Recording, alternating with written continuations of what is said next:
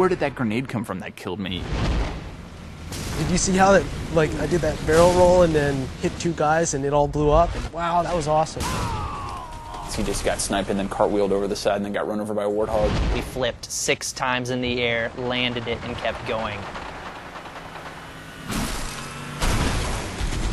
So it's sort of fun that with save films, that single bullet that comes in that's actually going to kill you, that hits, then to actually watch blood start coming out and to see the guy get shot back, to watch that in slow motion and to see, look how cool that ragdoll is, look how cool this particle system is, look how cool that looks. It's just fantastic, and it's really fun to see.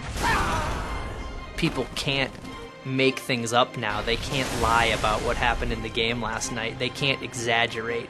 The save film essentially is an automatic replay of every game you play. Fly anywhere you want to in the map, pan around, check things out. The amazing thing about save films is that you can actually relive any moment that happened at any time and look at it from any angle. If you're not quite sure, how did they actually get the flag out of our base when we supposedly had 3 guys guarding it? Now it's easy to go back, watch the film, see what they did. The controls basically work exactly how you would expect them to.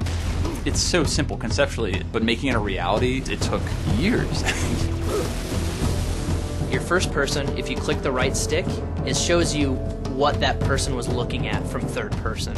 The other option you have while you're following someone in third person is to break out into a orbiting cam. So anytime you hit the right stick, you automatically move out into this orbiting camera and you can zoom in and out. I'll say it. I did not know that the Warthog actually had like an internal like dash lights and crap. And so then like I'm flying around and I'm like, wait, what? Like there's actually like lights in here? There's 2 ways to rewind. You can either press left on the D-pad, which is a shortcut, or you can bring up the control pad, highlight the back button on the control pad, press A, and you'll rewind that way. Every time that someone rewinds in a save film, I hold my breath because there's like, it's like God reaching in and being like, make magic happen, and then it magically just keeps working. Like, the complexity of that system is so insane. Now the other cool thing is the ability to go into flying camera, and you do that by hitting the Y button, and that breaks you out into a free roaming camera. You can watch it from above and you can see what you did, maybe get a perspective where you can actually see the impact of that grenade you threw and zoom in really closely on the action that happened after that. So there's one group who was like, no, don't allow it. They're going to see too many lies. It's a pain in the ass. The other side was like, look, flying cam is cool as shit. It actually is a big deal. When you're in flying camera, if you hold in the left trigger, you can actually fly around the map faster. And then the right trigger is your speed control. If you hold down the right trigger in just a little, you'll notice it's slow motion. And if you hold it in all the way, it actually becomes fast forward. I want people to be able to make those snippets, be able to make those moments and share them and be like, look at this awesome game, look at these crazy things I did, and that's so awesome. And I want that to be inside our engine, not to have to go to some external site. Save films and Forge, I think, represent the coolest features that we have in Halo 3. We're giving them the tools to basically play Halo how they want to play it. They can set up any map however they see fit. It's just crazy how much a map will change with just a small variation of either weapon placement or just where the flag spawns in CTF. If you don't like it there, move it 1 meter to the right. If you want to in Forge, you could build your own base on the beach, maybe add some turrets for defense, add some crates to hide behind. Try building out the fusion coils and then blow it up. You could have 50 versions of Sandtrap that are each built differently, that each emphasize a different type of game style. Forge is actually an old school Bungie name. It was the name of the map editor for the Marathon games. It's kind of a nod to the hardcore Bungie fans.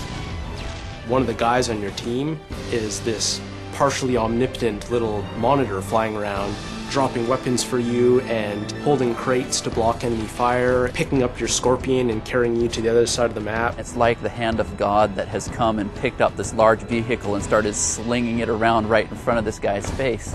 Your buddy can drop a bubble shield in front of you, now instantly you're protected. Maybe now you'd like to go on the offensive, ask your buddy to drop a Spartan laser for you. Next thing you know, you've got a laser in real time. Once we realized we could do something like that, we're like, this will be the mother of all multiplayer matches.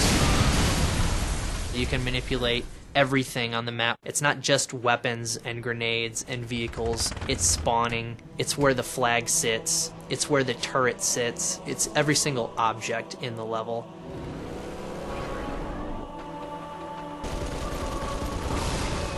They're gonna love the Forge because they can spend hours dropping tanks on each other. Each item has a cost associated with it. You have only so much Halo currency to spend on a particular map. Yeah, I've joked that people are going to take our maps that are broken, and within a week they're going to fix them because they're actually going to make the real version of like, hey, you know what, Bungie, your version of territories in this level sucked, and here's the real one. we're not really sure what people are going to do. People are going to figure out new ways to use the Forge that I think we don't even understand or know are possible yet. The next crazy thing that you're like, oh my god, they just took Forge and they took save films of that and they added voiceovers and they just did Macbeth. Holy crap, like that's crazy and that's awesome. Everyone's riffing off each other's ideas, and then all of a sudden some diamond just emerges from it where everyone needs to have this map.